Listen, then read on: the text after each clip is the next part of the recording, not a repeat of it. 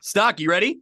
I'm always ready. He was born ready. Oh, the voice of Dan Pearson on the Instant Reax podcast. No one knows what that is. No one knows. Wasted reference. Oh, Stock, here's your shadow sandwich and your cherry tomato. You're taking Thank you. This is stockpile. We'll want that. Mother stockpile. Well, right now we got Are we like on? We're on. We're rolling. Oh, okay. The Instant Reax just starts. We just go. Right. So we got Mitch Stormer here. We got Dan Pearson, Brian Stocking. Man, it's getting the old gang back together. It is. It's like Edit Booth B all over. That's right. We're waiting. We're eagerly anticipating the joining of Matt Randazzo and Corey Cuffler. They're going to be on the line in a minute here. Wonderful. Mitch, you were feeling the nostalgia tonight. Yeah. Good to see Dan behind the grill tonight and back on the big screen. Yeah, it takes me back to, I don't even know how many years ago that was at this point, but yeah, good to see the whole crew back together again.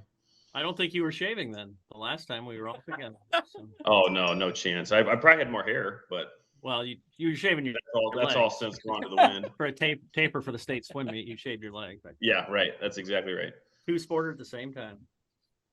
Well, Stock, how was the night tonight? Very interesting. We had a lot of upsets and a lot of near upsets. We had some of the Three Rivers that was a near upset. We had a Three Rivers team that pulled a major upset. So it was a interesting night. Well, we have Corey Cuffler on the line here. That's a beautiful man. He's entered the 50 club. Yeah. Oh, 50, that's right. He's 50-something. 50-something. There used to be a 30-something, a TV show before you were born. Okay. There he is, Corey Cuffler here. Stock, I didn't hear a thing you said. Hey, everybody. Upsets is all I heard. Cuff, where are we at tonight? I started out in Mercer County, Farmington.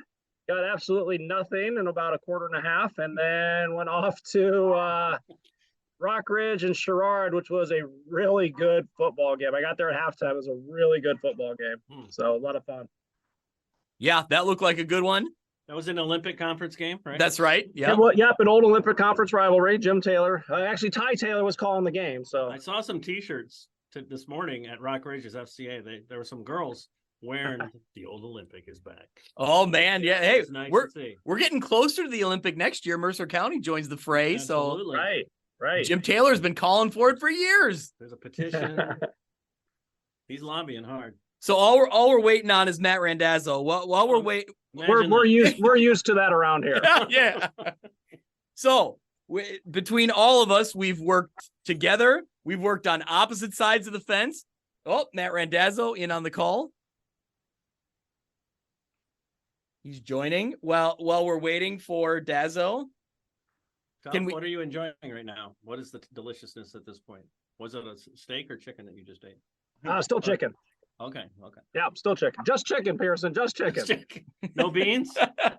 No beans. Coleslaw? No, just chicken. Biscuit? We're wasting a lot of references here. Sorry.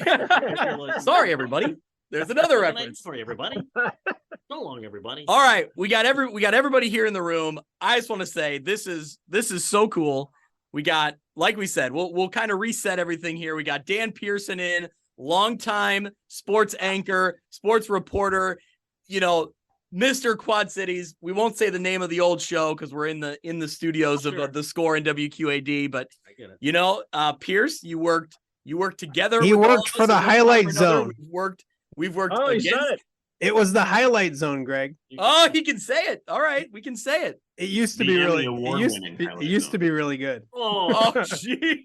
I'm kidding. I'll mute myself. I'm grilling there next week. So. Yeah. And I'll know all the scores before you guys do because it's on earlier. That's true. Yeah, but they're usually wrong.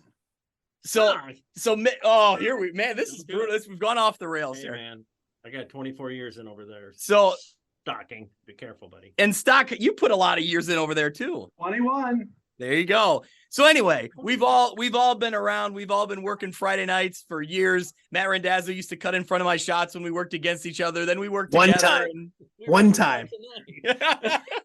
Let it go, Greg. This is great. Mitch, you were feeling the nostalgia tonight.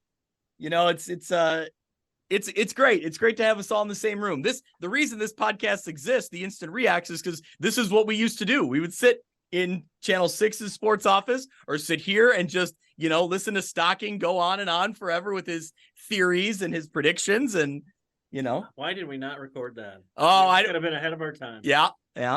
Although Dazzle would need counseling after if he heard it, the things we said about it. Are you muted, Dazzle? He is. It's for the best. Did you mute me? Now we go. Now we're no, I was telling Stock tonight. I'm like, Mother Stockpile. We were talking about her and how awesome she is, and I'm like, Stockpile. She used to hate me, didn't she? And he just put his head down and kept working. I'm like, she probably called me like the big-eared, goofy guy on Channel 8 or something like that, and he just kept working, ignoring me. So, Stock, what? Smile if it's true. Stockpile. Mother Stockpile adores all of you. What are you talking about? Yes, Mother Stockpile. Except for Gene Chiswick, as I recall. Oh, yeah. He is never welcomed at the house. Oh my goodness. All right, well, I love it. Stock. Actually, you know what? No, we're gonna go with Mitch. Mitch, you give us the scores in the Western Big Six. All right. I think I watched a little bit of every single one of these games. I think at one point, or at least I should say, at least throughout the night, I think I watched parts of 12 different games. So that just goes to show the advancements of technology and the NFHS network. But yeah, here in the Western Big Six, certainly the big one, Newman, a 22-20 winner over Rock Island in double overtime. Single overtime. The Rocks took the opening kickoff back to begin the game, but this was just a really good football game, tough football game, back and forth. Newman ends up tying the game in the second OT on a run from Dan Kelly, and they converted the 2-point for the win. So huge win there for Newman. Geneseo 55-21 over United Township. A.J. Weller had 6 touchdowns and an interception on defense. Sterling, the big winners, 45-14 over Galesburg. Joseph Holcomb had 4 touchdowns, 2 run and 2 pass. And the big one, Quincy, 34, Moline 27. Rico Clay intercepted a Moline pass in the end zone with around 26 seconds left to seal the Quincy win. So yeah, big night here in the Western Big Six. Well, the Rocky Newman game was very interesting. Went to overtime, single overtime only, and Newman won 22-20. Rocky sort of self-destructed in the overtime. They scored a touchdown. They got the ball in the top of the first overtime, if you will. They scored a touchdown. They did not get the conversion. Newman scored before Newman even runs a play. Rocky gets called for offsides, 5-yard penalty. It's 1st and 5 for Newman. They score. They go for 2 because I think their kicker was out because they've been trying 2s all night. They get the 2-point conversion. Wild celebration for Newman. They beat Rocky 22-20 in overtime. Amazing upset victory for Newman. And I mean, Sterling, it was 45-0 over Galesburg at halftime.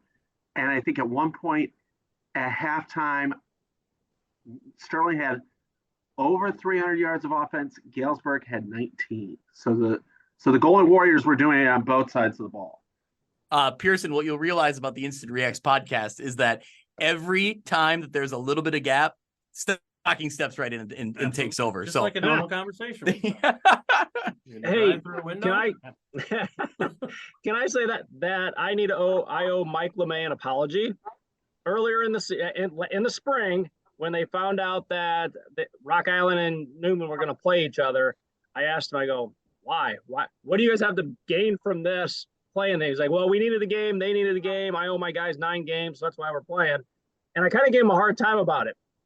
I'll admit, I'll eat crow now. They win that game. That's a huge win for them, a great win for them. And Mike LeMay, I apologize to you for saying, why are you playing Rock Island? Pierce, what are your thoughts? You were out in Green Machine Country in the Big Six tonight. Yeah, it's a great atmosphere out there. There's that that feeling is back. I think that reverent swagger, I like to call it. They will never disrespect anybody, anything like that. But man, their execution level is so high right now, and that front line is moving people out, and they're all. Whenever I did my 12 million previews, I would always look at the linemen. If they all look like the same size, they've been doing the same thing, and that's Geneseo right now. And they had all those guys paying their dues as sophomores, and they're locked in, and it's been fun for me personally because a bunch of those guys are now like even coming to FCA on Fridays, a lot of football players and stuff too. And there's just a joy about them, and there's kind of a sweetness about the team, and they're just one unit, and that's what you want. And with that, what it used to be with the wing tee and stuff, the precision was so good. You're seeing that now, and they really enjoy each other, and their leadership is strong with AJ, and Luke is a strong leader too, Luke Johnson. So we've talked about it a lot on this podcast, but you can speak to it firsthand. This is kind of a group that, people have kind of had their eye on, right? I mean, these guys were getting a lot of playing time as sophomores, and maybe took their lumps. And, certainly the program had been not where Geneseo had been year in and year out. But now it seems like this is kind of a group that's living up to a little bit of that expectation so far. There's a lot to play, but. Yeah, absolutely. And like the repetition of varsity play is such a big deal. And then, just the way they commit, their off season is so strong, and they have a thing called the Summit. That's their weight program and just fitness level, all of that. These guys are all bought into, and they want to bring it back. And, I think they're really moved to honor the guys that did not, put up winning records and stuff too. And that's one of the beauties out there is like, regardless what the record is, you're a member of that Green Machine family too. And way back when, they ran off 52 in a row, and then state championships 3 years in a row and stuff. And it was 54 straight years. And a couple of them, how did they keep it alive? One year they beat number 1 Morris. I remember that. Yeah. Like, how did that happen? Yeah. And they just found a way, and then they didn't have that winning season. And as Bob Reed used to say, like when they get eliminated from the playoffs at Augie, he said, well, the sun came up. We're going to start over now too. So it's just a pleasure. Those guys and the coaching staff, they're just a bunch of super guys too. Go ahead. I almost got you. I got you, Stock. I beat you to it. He's not happy about it. Look at him glare. Hey, it's funny, Greg, because we had like a list of, not a list, but with our talkbacks, there's certain coaches you just didn't like. You didn't ask them to do it, not because they're not awesome people, but it's just because they're more business-like and all that kind of. Aaron Wiley at Bettendorf is one of them. We had Aaron on. And we're going to get Wade King. That was another one like, Wade's not going to put it, might want to do that. And then tonight we got to have Larry Johnson on. And like you get to know Larry. I know Dan's known him for years, and we've all known him.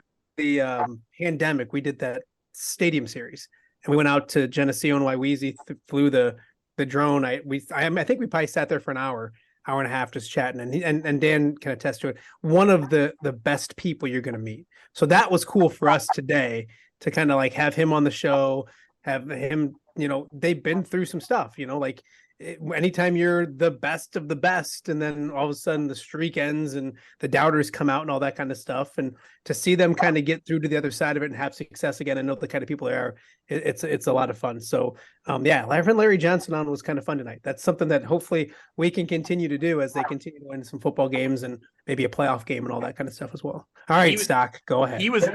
Larry Johnson Jr. was ready to get back to the game film though. He was. Oh yeah, you could tell. You could tell until I asked him about Pearson, and then he gave like Dan's eulogy before Dan was even gone. It was great. Nice. Well, I put it on prompter for him. So. Geneseo dominated the second half. They dominated the last part of the second quarter of the second half. They outscored UT to end the game 34-7. AJ Weller, 6 touchdown runs, 3 in the first half, 3 in the second half. And that was a 21-14 game late in the second quarter. And Geneseo took UT's best punches and then just came out like game busters in the second half. A strong showing by Geneseo. The Leafs are 4-0 for the first time since 2016. Did we have a Katie appearance in Geneseo? Was she barring the door? Katie barred the door at halftime. Yeah. She was barring the crossbar in the door. The uprights. Mitch, is that maybe there's a helmet headed to the Green Machine country? Ooh. I think so. There's a couple of performances tonight that we can get into, but yeah, I watched some of this game before the stream went out. Yeah, it was a pretty impressive night for AJ. Pick too. So Yeah, that's right. Interception to go along with the touchdowns. Well, flipping to Geneseo's rival, Sterling. I was out in Sterling tonight. They looked really good. I mean, and I think that this was a game that Sterling was certainly a favorite going in, but I think Sterling really needed a game like this where they really kind of blow it open and really just kind of, flex a little muscle, because this Sterling program has been so good year in and year out, but it's been a tough road, to start this season. They challenged themselves in 2 tough non-conference games and fell short. And now they won 2 in a row in Big Six play. So they're right in the mix. This was a huge win for them, I think. Nobody's got anything. I summed it all up. Joseph Holcomb had those 4 touchdowns. Sterling needed this game badly. They are 16-4 at home since joining the Western Big Six. They are also 16-0 in their last 16 games, in which they've scored more points than their opponent. No, I said 16-4 at home. I know. I'm just kidding. I'm kidding. We all just sit there because we're ready for, it's just we're conditioned to know that someone talks, then Stockpile talks, and someone talks, then Stockpile talks. The way we go. Can we talk about the Moline Maroons effort tonight? Yeah. They fall short in Quincy, but man, they were winning at halftime. That's a heck of an effort from a Moline team that was, reeling after falling just short a week ago. I didn't get Mitch. Did you watch much of this one? Did anybody get to see much of this one? Yeah, I saw parts of it. Just before the half, Moline, Adrian Cooper picked off a Braden Little pass and brought it back for a pick 6. So it really kept it close. But like you said, this is the second straight week that Moline's played really well and just haven't been on the right end of the game. So expect things for them to turn around next week hosting Rock Island. And then I think they still have an open week the next week. So I think they still have a chance here to turn it around, but they're playing well. They're just not getting wins. Yeah, I thought they'd struggle with the passing game from Quincy, which they did obviously, but held their own obviously as well too to stay in the game the way they did. I was getting updates all night. My wife actually watched the game at home, was giving me updates, and like you said, Mitch, I was shocked to hear that they were leading at halftime, and then just came up short. They had the ball on the last drive and just couldn't do anything with it. It doesn't surprise me that a Mike Morrissey team kind of circled the wagons. I think, talking to some people at Moline this week, they were kind of frustrated because they felt like they let one slip away last week. I think they made some mistakes that they wish they get back, and give all credit to Geneseo for winning that football game. But you kind of had that feeling that they'd go down there and give a good showing, and heck, they almost got the job done. And you look at the rest of their schedule on the way out, there's a good chance that they can, get to 6-3, something like that. And a young team too, sophomore quarterback, all that kind of stuff. So things are, if you're down year at Moline as a 6-3 playoff berth, then with a young team, that's not a bad thing. So go ahead, Stack. Quincy is 4-0 for the first time since 1974. And it's their first 2-0 start in the Western Big Six since 2019. Quincy's biggest problem was they would always run into Moline, and Moline would knock them out right before they could get to 4-0 or 2-0 in the conference. And this year they were able to slay the dragon, if you will. And now the road sets up really for a Geneseo Quincy battle royal in, I believe, week 8. Yeah, Ed. Yeah, I'm keeping Sterling in the mix too. Yeah, they're undefeated still. Yeah. Come on, Stock. Don't be negative. I'm negative. I'm just saying. I think it's Geneseo Quincy going to meet in week 8, and that will be the conference championship. I said that in the preview even. Oh, hey, here we go. Nostradamus. Only week 4. There's so much to happen. Before you move on real fast, we looked up the enrollment numbers. He was supposed to use it as his stockpile stat of the night, and then he snuck in some Davenport West nonsense on us. But what were they again, Cuff? It right around Rock Island 1,600. It's 1,600 to 200. It was right around 1,400 difference. Wow. Right. Yeah. That's. I mean, we'll talk more about it on the show, on Monday night, Tuesday. But man, what that is a remarkable, great win for Newman. And we talked about it last week on the podcast that I thought that the best unit on the field was going to be Newman's defense. And sure enough, they gave up the kick return to start the game. And then the rest of the way, 13 points? When you look at what they did. 7 in regulation. You look at what they did, their defense against Princeton. They gave up 14 to Princeton. Princeton's put up 40 against Monmouth Roseville. They scored a boatload tonight, over 40 tonight against Orion. I mean, that's a really good Princeton offense still, and they only gave up 14 to them. You saw what Cuff saw what Sherrard did firsthand. They put up 28 today.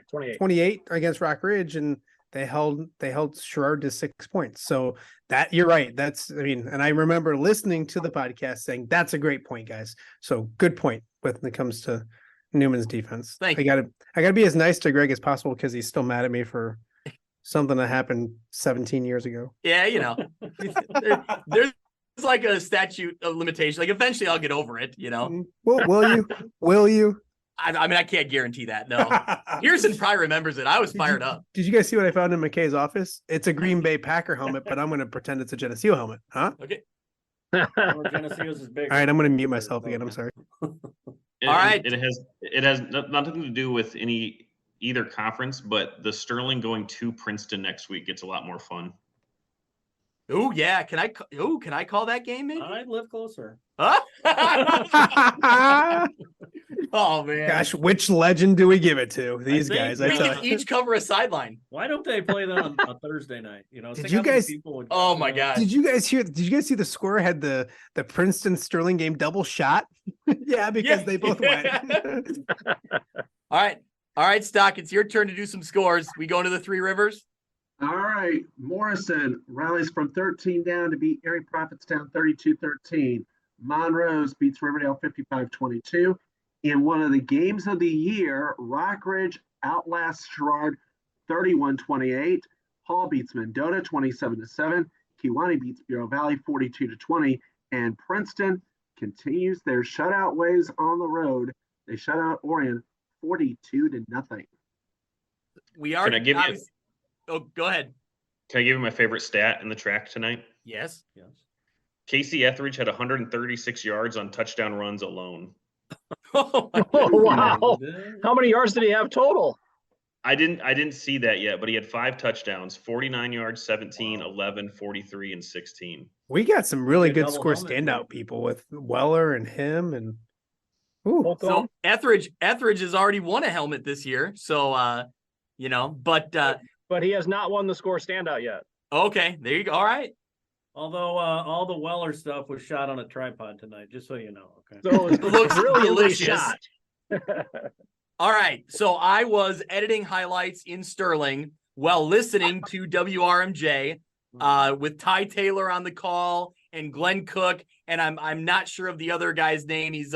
He was more of the Sherrard contingent, whereas Glenn Cook was the Rockridge contingent, and then Ty Taylor was the neutral, mediator. But great broadcast from them on WRMJ and a great game. Cuff, I won't describe it because you were there, so go ahead and take us through this one.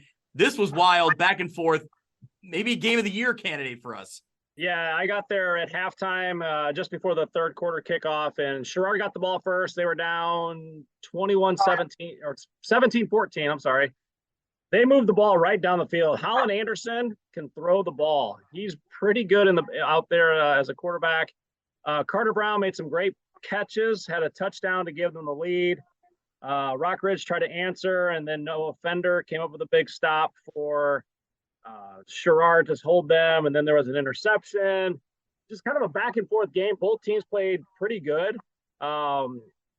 Sherrard, they've been close many times. They're maybe a touchdown from every game they've played from being perfect to 4-0 on the season. So yep. They're right there. It's kind of heartbreaking. We talked to Brandon Johnson earlier today on our 11 a.m.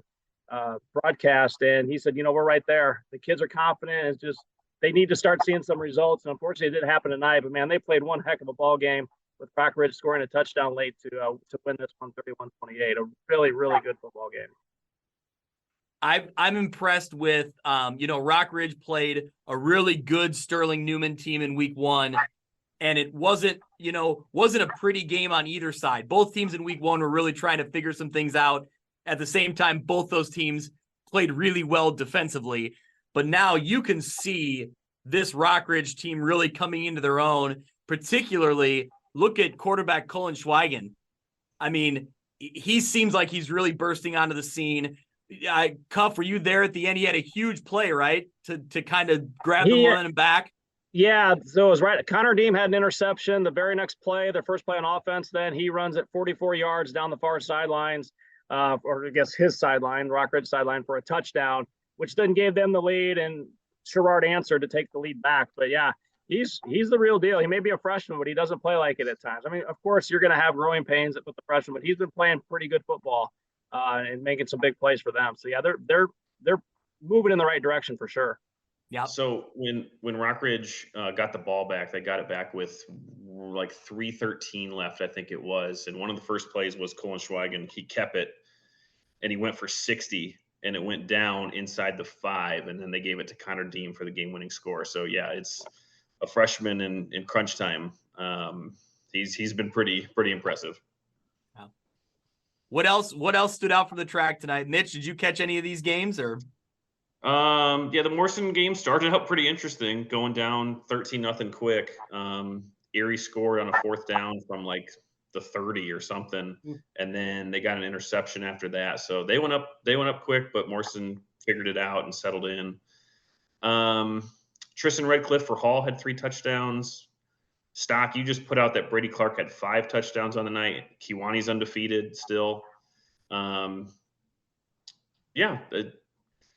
Other than Newman, I don't really see an upset here, but kind of what Cuff was talking about, just Sherrard has played so well. I forgot that they play Morrison. I think that could potentially be a pretty good game. I think that's next week. But I think Kiwani kind of remains the story, is that they're undefeated, and I think they're going to be undefeated when they meet Princeton in a couple weeks.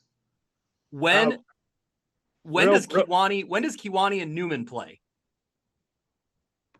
That should be a good one. That's a good question.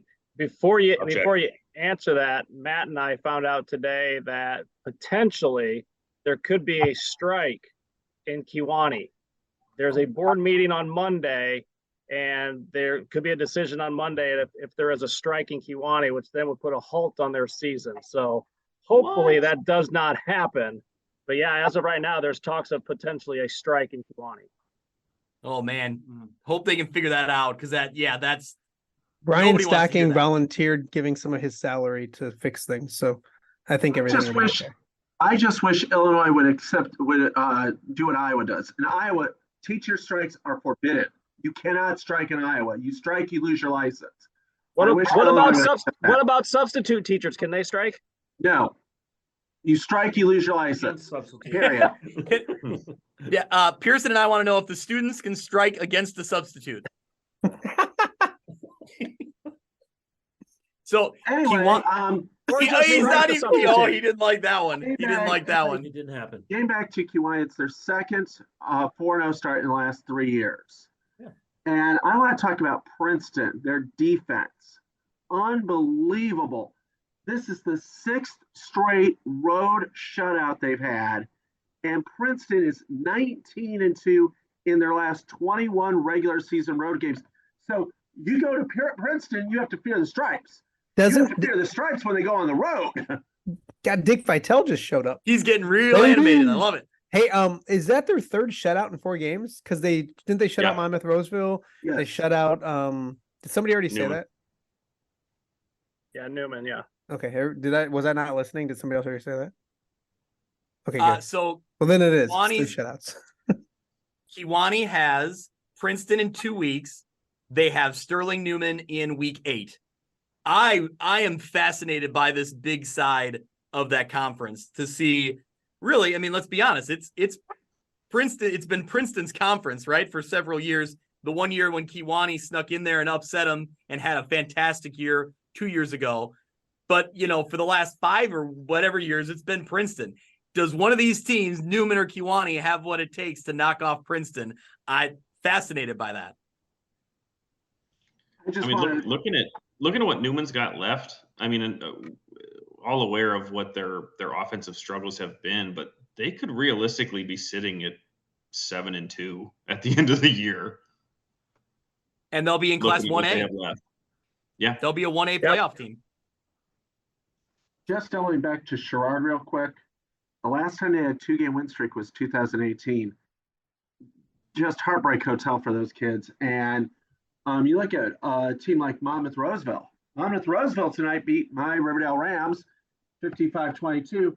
The Titans are 2-0 for their first 2-0 start in a track division since 2021. Thank you, Stock. Pierce, any observations from the track? No, I just think it's very competitive, and I think the Morrison win kind of maybe mentally closed the gap a little bit, because it was that fear of the stripe was so real too, and it's like I had the pleasure of covering, I don't know, 6 or 7 games the last 2 years there, and gosh, I mean, it is a machine, and they are, again, the precision thing is there, and the coach Ryan Pearson is just phenomenal. He's got all the staff, all of the players, next man up too. Yeah. So the depth part of it's always been good, and it seems like they have that surprise guy that nobody in town is surprised. When a running back busts out 200 yards in the first game or whatever too. So is he your cousin? Is he your cousin or your not brother? related? It's got to be the name. Nor do people would admit to that anymore. But so he came in from Canton. Yeah. He's a Star County grad, right? That's right. Yeah. I love what he's done out there. Oh, I mean, he has a great just essence, and the players love the guy, too. So the brotherhood's real there, and I mean, they've had some great names come through, obviously, too. And then the big lineman, Williams. Yep. Right. Bennett Williams, I believe. Williams, yeah. I did a story on him last year. He started this reading program in the elementary schools and stuff too, and then right after that, he starts hearing from everybody and their brother. So he's going to go big time, I think. So. Yeah. It's great. I mean, kind of looking big picture, like, Pierce, there was a lot of years where many years where Princeton was kind of an afterthought. Like they were winning a handful of games and they weren't always making the playoffs. It was very inconsistent that they were going to be, a winning team. And now that has completely changed. I mean, now it's every year you're looking and seeing, they're going to be at the top of the conference. Who can hang with them, and like you said, the next man up, what Ryan Pearson has built there. It's like what Dan Pearson built, in the Quad Cities television market. It's, the name is the same as, and so is the results, right? Right? Come on. I'm linking two things together. Completely agree, Greg. Completely agree. Yeah. I see what you did there. Yeah. But it's funny because like Joe Ryan, he's at Sycamore now, and Joe is a Metamora guy, and his brother is Pat Ryan, who won 1 billion games at Metamora too. So it's always fun for me to see that. And like Joe Ryan, when he was at Princeton, when they got hot, I went and did a story on them. I don't know if I've ever told this story. And I said, I know you. He said, yeah, you did a story on me in 1985. I was the holder for the foreign exchange student kickers. Oh, yeah. And I said, tell me you're married and you have 3 kids. That's right. So, and he's, what he's done at Sycamore too. And he was the one, they floated around 4A, 5A up there. And it seemed like they got Montini every other year in the quarterfinals, so. Sycamore is always a thorn in the side for Sterling. Absolutely. For several years. Last year they knocked him out. Yeah. All right. Any other thoughts on the Three Rivers here? Bureau Valley goes to Lincoln Trail next year. They were looking for their first 2-0 track division start ever, because when the track went to divisions in 2013, Bureau Valley hadn't been 2-0. They had a chance today, but Kewanee, Brady Clark was huge, and they blew out to an early lead. It was like 28-0. Everything that could go wrong for Bureau Valley did. I think they had like 2 or 3 turnovers, and it just everything snowballed on them. Bureau Valley can still I think Bureau Valley could make the playoffs at 5-4, which would be good for Matt Pistol. He's really built that program from the ground up. Well, and like Mitch has pointed out, like they're still fairly young. They have a lot of talent, and just talking to coaches around the Three Rivers, they've been impressed with what Coach Pistol has done and what the roster they have. So yeah, that's certainly a team to watch moving, into the Three Rivers. And all right. We good? We wrapped it all up there. Mitch, you got some Northwest Upstate Illini scores? Yeah, we can head there. Lee Wynn, defending champs. They win big 52-8 over Dakota. Gage Dunker had 153 yards and 3 touchdowns. Forston pulled away late. It was getting close. They win 34-20 over Eastland Pearl City. Fulton 40-16 over Stockton. AJ Boardman had 4 touchdowns. He had a run, pass, and receiving touchdown on the night. Their new quarterback Don Kramer had 3 touchdowns. The Dupac Rivermen 55-0 over West Carroll. It's the 3rd straight shutout for the Rivermen, and their offense is averaging 48 points per game. They get Lee Win in 2 weeks, so that'll be a big game. And Galena lost 32-20 over Saranac in Michigan. So that is your 11-man NUIC scores for the night. Doc, you got any Saranac information out of Michigan? No, I know they beat Galena though. Okay, that's good. Good. A good stock one here would be Saranac outscored Galena 13-11 in the final 2 quarters. And the final score was. I've never been to Saranac Lake though. I think that's up near Saranac Lake. With Fulton, Don Kramer had a big game, and one of the best receivers in the NUIC is Braylon Damhoff, and tonight he caught 2 touchdown passes, and that allowed Fulton to get a nice lead on Stockton and eventually pull away. And the interesting thing about John O'Boyle Field up in Stockton is it also doubles as a baseball stadium. So you get that's one of the few baseball football complexes around because there's none in the NFL anymore. I would say it's not exactly a stadium. I love it, but it's a field. Okay, John O'Boyle Field. Thank you. Yes. Isn't Stockton the field? I think Mike Poposi told me this once, that it kind of crowns in the middle, and he said you couldn't see the top of the heads of the ball boys on the other side. I don't know if it was the baseball field too or not. I tell you, you go to Stockton on a Saturday afternoon for a playoff game. Oh, it's a thing of beauty. I love it. Who was that? So, I think I went up there once for Stockton Lee Win, or yeah. And I stayed the entire time and probably shot like 4 tapes worth of video, even though we only needed 30 seconds. You know. So next week, Lee Win has St. Teresa, which will be the defending 1A versus the defending 2A state champions. Now, St. Teresa, though, is 0-4 this year. So a big down year for the Bulldogs. So that game might not be as good as we were hoping it would be. Yeah. But then they play Dupac the week after, and that will probably determine the NUIC. Yeah, Dupex looked really good. They look good again tonight. I was impressed with Fulton with that score. Stockton's played pretty well this year, and they were able to, kind of run away from them. So that's a Fulton team that, Pearson just said it. They're battle tested, It's like Forston last year when they went in the playoffs at 5-4, and Kyle Kampmeyer had said, "Watch out, this team could make a move," and they ended up in the semifinals. So I think that's just what that conference does. So we'll see if Fulton can continue to rack up some wins here. I think they will, and Greg, we'll probably start doing this week and start talking about what playoff outlooks and such. But I think they are probably trending towards a 5-4 finish. Some tough games coming up against Dupac and Knoxville, but I think they can win the rest. So I guess that would put them at they put them at 5-4. So I think Fulton can get in. I forgot about that non-conference game against Knoxville. That's a great local matchup for our area, but that'll be a challenge. I mean, for both teams, I think that's a great matchup. So, well, speaking of Knox, anything else in the Northwest Upstate Illini? Others will jump into Knoxville's conference, the LLC, the Lincoln Land. What do you got for us, Stock? Give us some Lincoln Land scores. Farmington blocks 2 punts by Mercer County. They beat Merco 42-13. Knoxville beats Lewistown Valley Cuba LVC 49-0. Anawan Wethersfield beats United 35-0. Roma Williamsfield with a big 55-40 win over Princeville. Stark County defeats Havana 49-18. Rushville Industry beats A-Town 38-20. El Paso Gridley beats Elmwood Bridfield 35-6.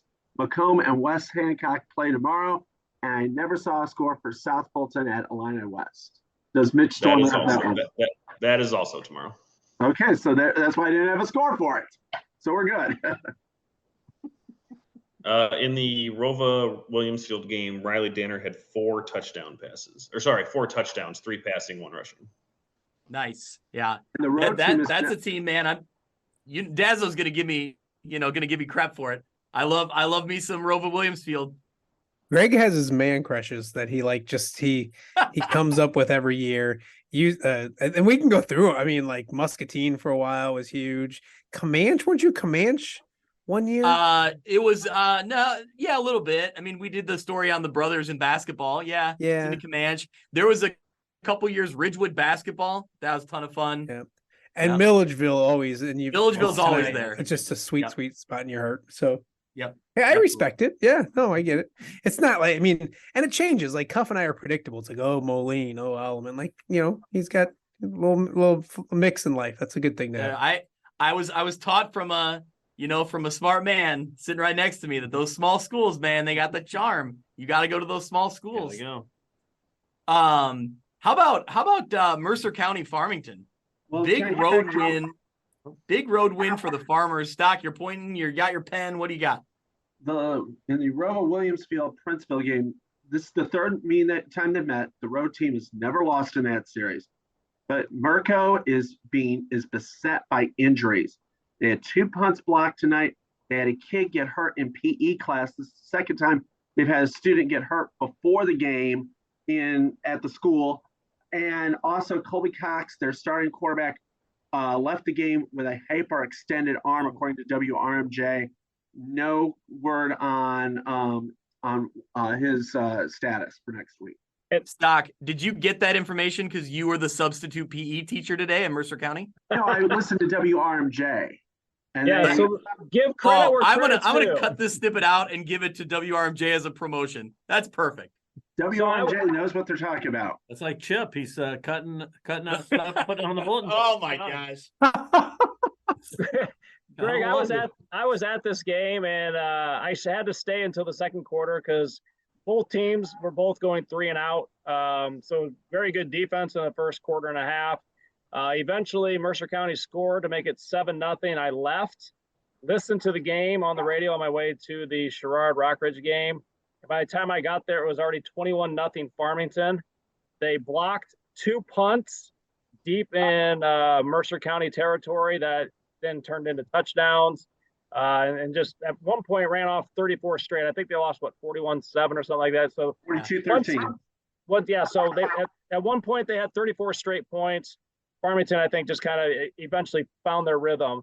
And like Brian said, Mercer County they've been bitten by injuries and other things just this season. So it's been a tough year for Tanner Matlick in his first season.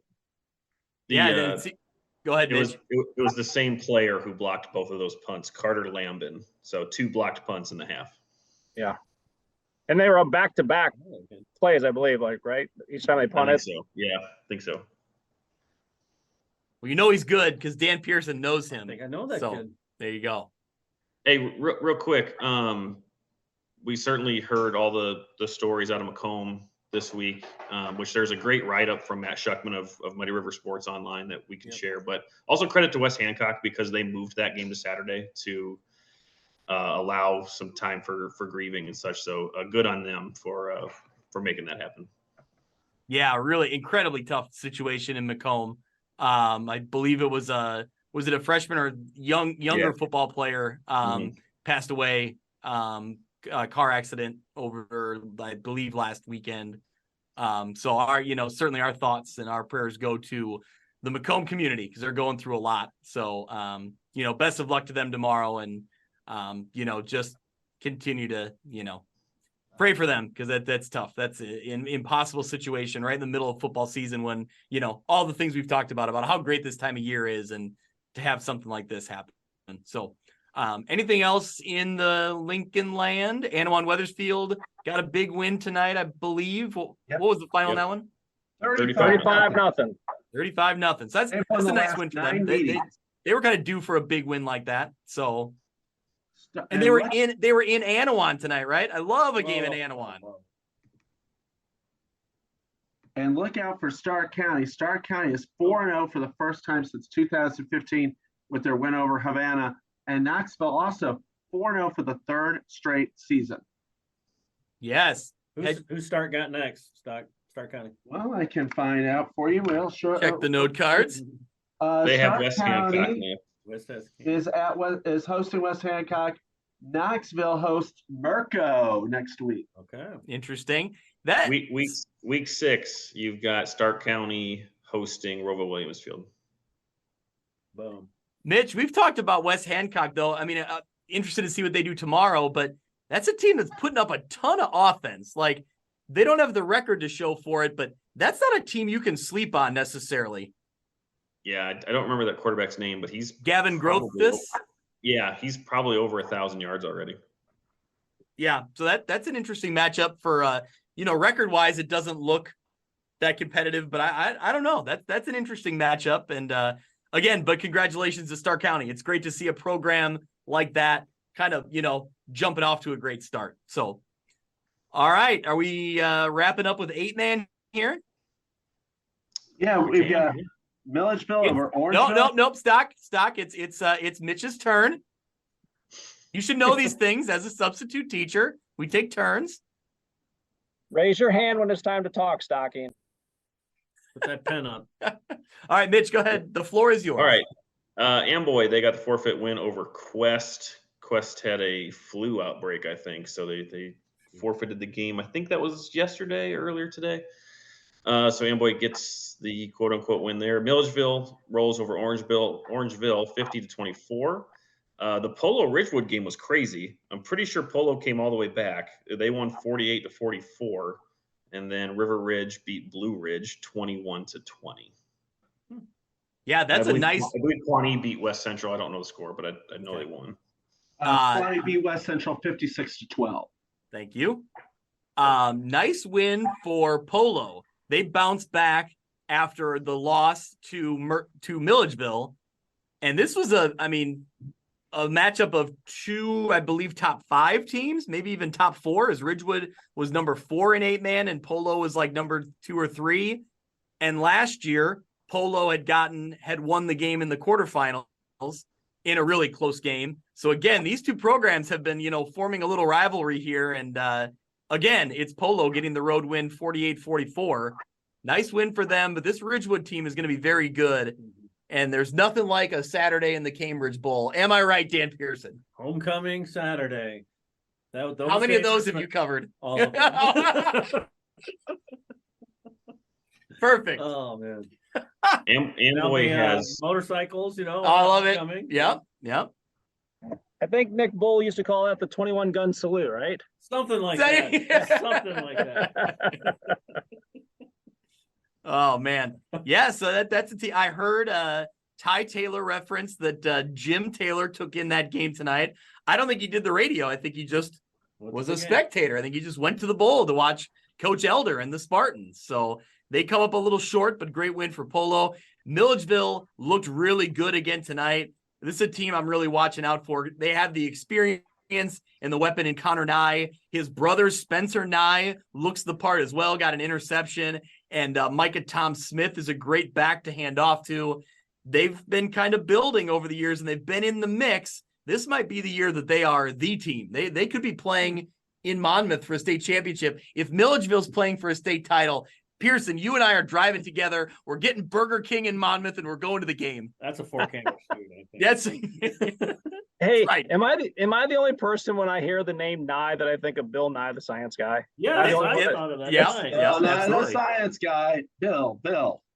I think that championship game, we need to have more cameras there than 8-man football. More cameras than there are men on the field. We'll do a 9-man shoot. I'll go, but I'm afraid I'll get in Greg's way. Yeah, we will. Yeah, no. Yeah. We'll put you on the Dazzle, you're top still cam. here? When was the can't get last a time wo- you talked? I can't get a word in edgewise. Stockpile scares next me. week's show. This is the part of the podcast where Dazzle comes on and says, "Should we talk about 8-man?" No, that really happened last week. Just so you know, I got next week's swings already done. Oh, there So you go. that's some of us are already looking ahead. But I haven't told you where I'm going yet. Pearson and I are going to fight it out. Greg's so. going Yeah. to Knoxville. Okay. All right. Milledgeville is 11-1 at home, since joining the 8-player ranks. And Orangeville, the team they beat tonight, was their last 11-man opponent in the COVID spring of that last Saturday of April 2020. You can't make stuff like that up. That might be fool's gold. That's fool. No, it's not. It's truth. It could be. Absolutely not. It's truth. Orangeville beat them 26-8 on April 24th, 2021, which was the final day of the football season. That was their final 11-player game. They went to 8-player in 2021, as did Orangeville, and that is the truth. Okay, and the truth shall set you free, Brian. Always does. Hey, does Milledgeville play Amboy next week? 2 weeks. Hey, you guys want to talk about? You guys want to talk about 8-man now? Amboy is at Ridgewood, and Milledgeville hosts Hiawatha. Ooh, it's Amboy at Ridgewood. Yes. Ooh, And then maybe Amboy if there's at a swing Milledgeville. there, maybe I'm doing that. What? Yeah, Amboy plays Ridgewood and Milledgeville both on the road the next 2 weeks. Is Orion Okay. at home? Ridgewood swing to Orion. Is Orion at home? Is Orion at home? Cambridge Bull to Orion, maybe? Orion is at the Ridge. Oh, that's right, because it's homecoming for that's Rock right. Ridge. Okay, I heard that on the radio. Okay, all right. Anything else? Pearson, thank you for being here. What a pleasure. I feel bad for being with the boys. I feel bad for Dan because he's like, I'm just gonna get in and talk real quick, and then I'm gonna get and then poor man. He's probably on like 3 hours of sleep. He cooked all afternoon for us. He baked cake. Yeah. I can still smell the Texas sheet cake on your breath. I can't. I can't wait to get to my car because I'm gonna eat all 5 pieces on the way home. The kids think they're getting Texas sheet cake. Yeah, No. they're gonna be like, Dad, let us split a piece of cake in the morning. And I'll be like, yep, because there was only one left. Hey, Greg, Stockpile, real don't quick. forget your cherry tomatoes. too. Okay, we got cherry tomatoes for you over your stock. And a shadow sandwich. Oh, yep. Okay. And you got Greg, your Smarties already, right? Yes. Thank Have you you. put any on each side of your tongue yet? In a little while. Stock, Okay. give us the Friday night diet. You know, I remember back in the day, but I want to know, have we evolved? Has our palate evolved over the years? Or are we still? Friday Well, night, it's every night. We don't have Vendoland, so Oh, I have a shadow sandwich. no. For dinner I have a Twinkie. I have a Twinkie. A kid that keeps the doctor away. I have some crackers and cheese, bag or two of chips, a piece of candy. How are you not dead now? Like nothing is nutritious in that. Yes, the Twinkie is the key, Okay, makes sense. and water and Smarties. So I'm well equipped to go on. Doesn't Tommy whip something up for you in the afternoon or something nice? He's in bed usually at that time. He's in bed during the afternoon to pack you a lunch. Huh? That's a weird. No, I okay. packed the lunch in the morning. I'm at school. I know Are you that. coming here right after school, or do you go to Fort Byron and back? I come right over the 280 bridge. Okay, and so Daz and Cuff, he's knocking on your door about 3:15. Yeah, you'd think so, but it's Just usually after 4 o'clock. 3:45, 4 o'clock. Yeah. We don't get out anymore that early. We get out at 3:30. So I can't wait for basketball season because we can start to stockpile snacks again. That was so we're much not fun. doing that again. That was disturbing, actually. Okay, there are so many stories I want to get into. Maybe we'll have to like do this again, later in the season. Not at 1 a.m, but we'll do a Zoom call at normal time. Get all of us on, and we can share It's some 2 of in the the old morning stories for some of us.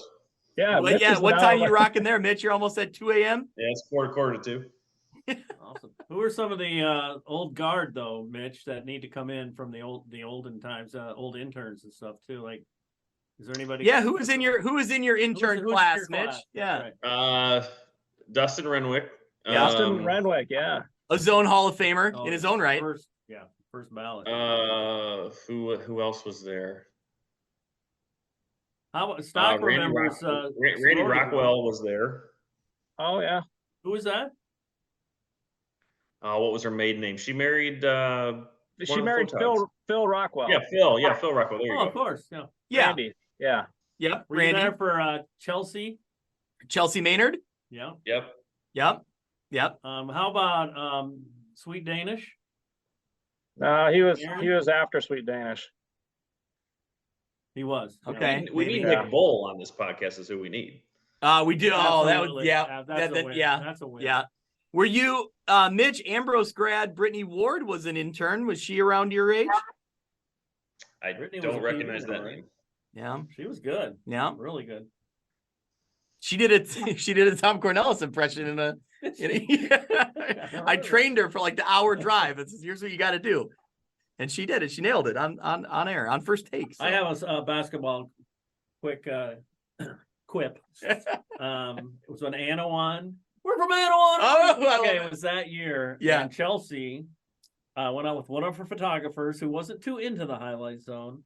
And remember, we did a music piece for him at the end of the year. We were less one Anawan game of highlights because this photographer went to McDonald's and wanted a hamburger with no pickles. There were pickles. He went back to the McDonald's and made them make another hamburger rather than pull the pickles off. So that music piece would have been another 2 minutes long. And they missed the whole game. Missed the whole game. Oh, it's the And worst. she came in here back into the sports office and threw her notebook on the floor. I'm so mad. You know it's bad when the intern cared more than the paid employee. Exactly. Oh my gosh. Yeah, that's great. Well, All right. Before we go, I need one good classic Dan Pearson stockpile. You ready, Stock? I'm ready. Stockpile. Yes. Every Friday, Stock's walking in with 3 briefcases and a book bag on his back, and Pearson is there to warmly welcome him with that phrase. I love it.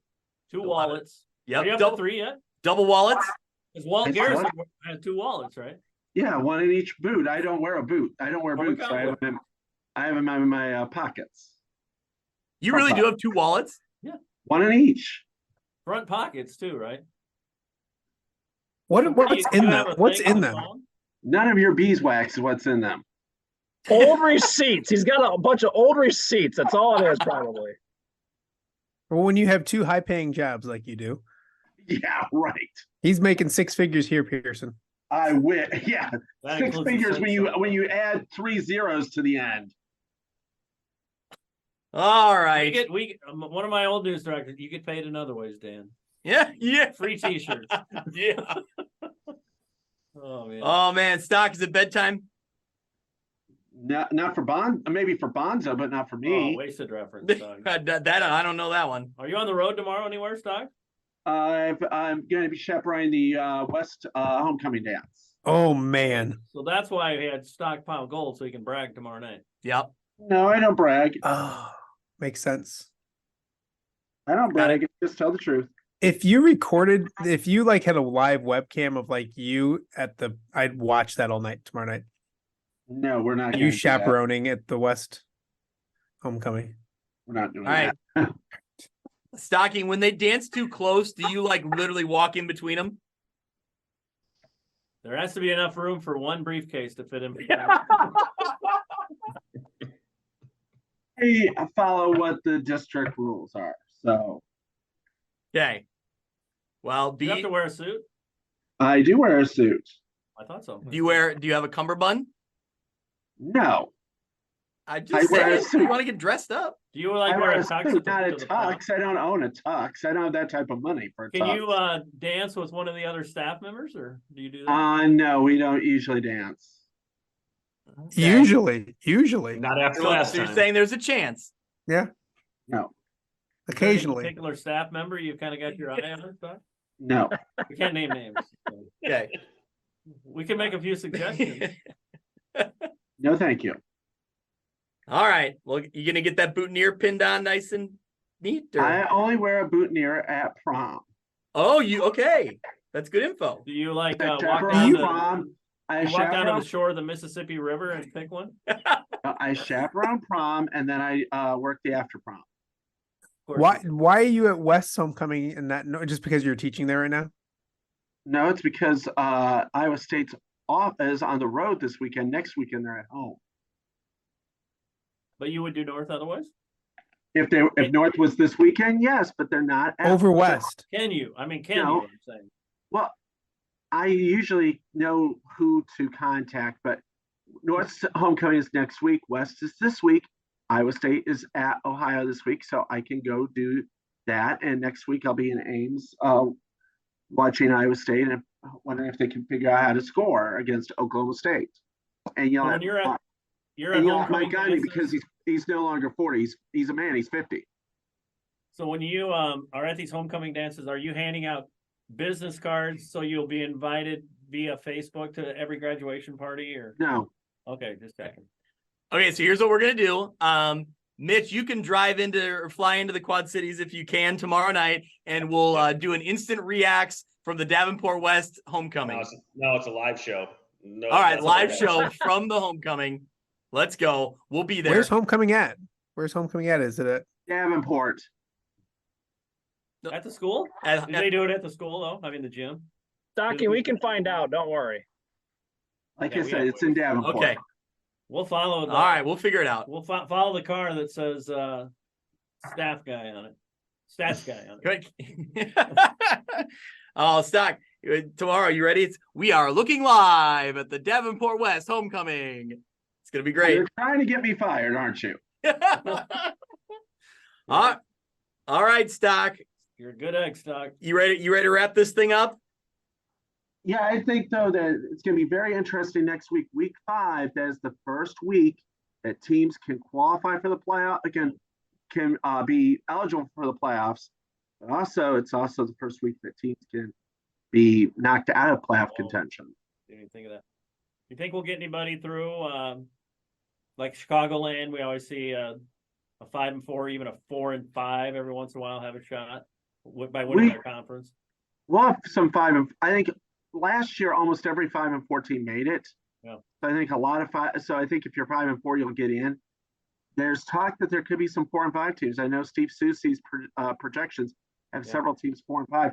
So you might see some 4 and 5 teams. I'm going to be real interested to see when the state takes over 8-player football, how many teams go to 8-player from 11, and how the state rejiggers the classifications. I don't know if they can still do 8. I think they'd probably go 1 to 7, 1 to 6, or 1 to 7. You are unbelievable. That is awesome. That is fantastic. Yes, that is great. But I am going to need like the Webster's dictionary definition of the word rejiggers. It's you rejigger something, you redo it. Sure. All right. Okay, I'm already feeling the post-zone blues. Anybody else? Otherwise, we're gonna give it to Stocking to give his farewell. Call it a day. So long, everybody. There it is. Love it.